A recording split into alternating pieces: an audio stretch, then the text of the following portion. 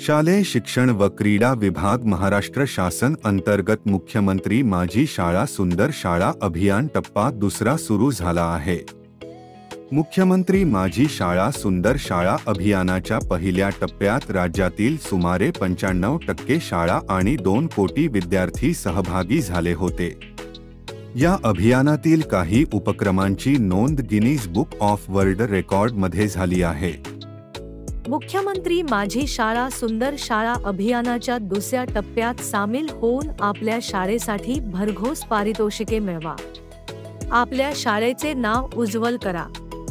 अभियानाची उद्दिष्टे: शैक्षणिक गुणवत्तेबरोबरच आरोग्य, स्वच्छता, पर्यावरण, क्रीडा इत्यादी घटकांबाबत जागृती करून विद्यार्थ्यांच्या व्यक्तिमत्व विकासाला चालना देणे। शासनाच्या ध्येय धोरणाशी सुसंगत अशा शालेय प्रशासनाच्या बळकटीकरणास चालना देणे।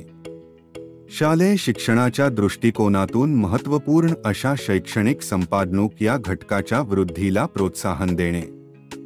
दुसऱ्या टप्प्याचा कालावधी 5 ऑगस्ट ते 4 सप्टेंबर 2024। 5 सप्टेंबर पासून मूल्यांकनाची प्रक्रिया सुरू।